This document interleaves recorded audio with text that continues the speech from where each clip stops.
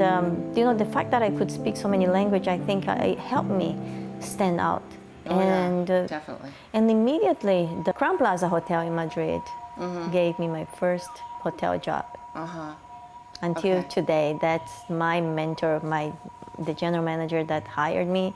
He will forever be my model, my mentor, and the person who actually trusted me and gave me this first opportunity that many companies actually would not give you as a freshman applying. Right. Now, all this time, your parents knew that you were like doing all these things, and that you were like 3 years here, and then you're gone, and you're 3 years, and then you go somewhere else.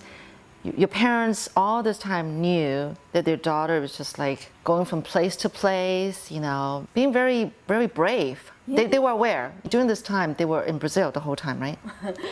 No? My parents passed away when I was very young. Oh, I'm sorry. Yes, it's okay. But probably this is what actually gave me so much courage, because parents are good, actually they give you good advice, but sometimes maybe they stop you from doing, from following your dreams, right? Okay, for worrying so much. But if you ask me if I have my kid, would I allow them to do that? I don't think so. Really? I would prefer to put into a school that I know where that is, follow a career that I know what it's going to be, that there is a future for it, and then that they will come home. No, isn't that funny? I know. So I was actually, I don't know, I was just born in a special lucky star, because I have a twin sister. Yeah, I was just going to say Deborah and sisters. Yes, I have a twin sister who has a very traditional life in Brazil, and I have my older sister that I think she doesn't even have a passport. Where's your older sister? My older sister's in Brazil. Oh, okay, so they're both in Brazil. Just, Yeah, I just happened to be the rebellion in the family who did all that stuff. And I remember one day, whenever I travel to different countries, I send my sister a postcard. She said, I don't know where you are, and I don't even know where you're writing from. And that particular postcard that she was referring to was from Dubai, because I went to work in Dubai. And she said, I don't even know where this place is. Oh, wow. So different. Your personality is so different. That's amazing. The other thing, though, is you were saying how you figured you got to learn English. It's a global language, but then you picked Ireland. And I was worried about your accent. I don't think you picked up the heavy Irish accent. No, I haven't. You know why? Because at that time, I don't know if that was something, is a common practice in all the schools, but the teacher that I had was from London. Okay. He had a very British accent, but not even that accent I was able to pick. I don't know what accent I have right now. I know why, because you've been traveling to so many different places. You have your very own accent, okay? Not belonging to Irish or British or American, none of that. It's just your very own, okay? All right, so anyway, you picked up, so you learned English in Dublin. I think I've lost you now. You were in Dublin. Yes, you're right here. Yes, I'm with you. So, after Dublin? After Dublin, I went back to Madrid. And then that's where I was already speaking good English. Oh, good. How long were you in Dublin? 6 months. Oh, intense English course then. Okay, all right. Very, very intense. Okay, all right.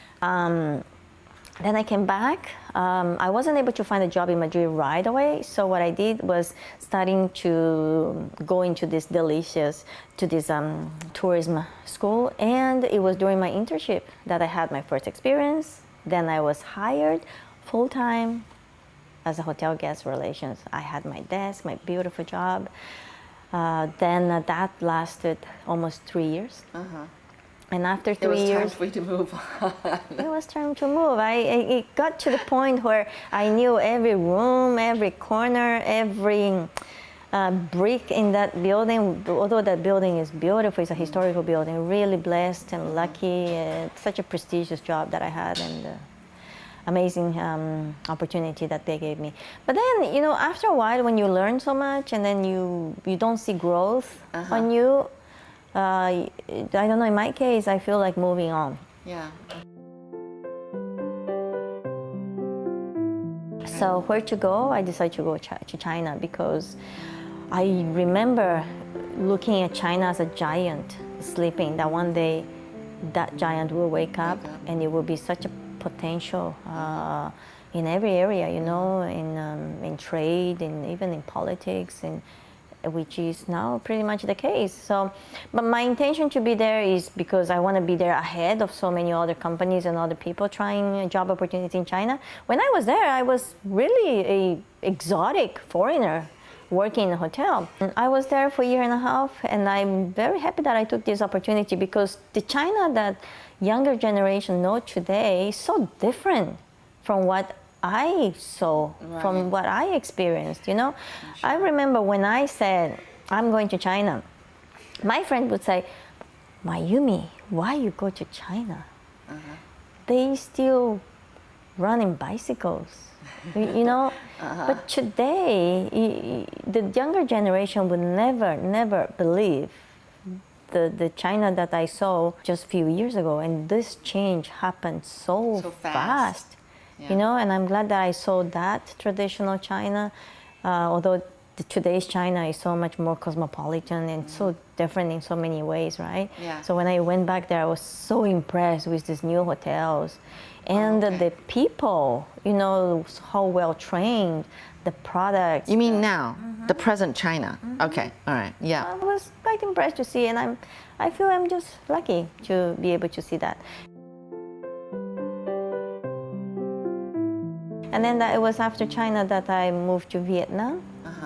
I was in a hotel in Vietnam, 5-star, and I still remember handling all these VIPs, presidential delegations. I had Bill Clinton come into the hotel. Yeah, you've handled some really prominent people around the world. Yeah.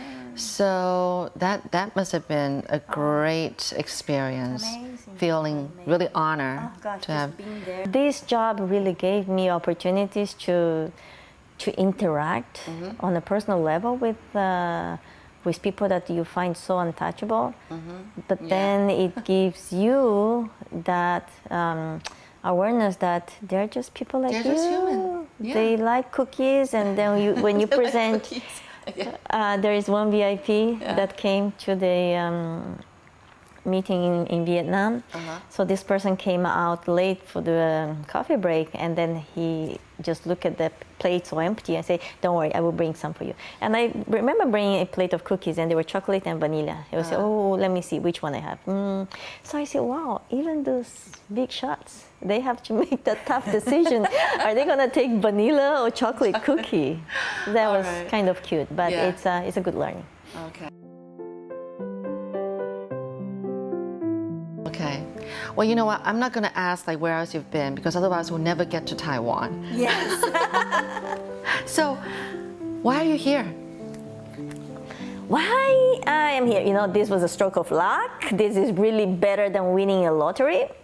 My husband, he was offered a job here. He was working for the U.S. government, and we had this great opportunity to move to Taiwan. We were very excited. Very, very excited. So we came here for a few days. We looked around, we looked for homes, and I just fell in love.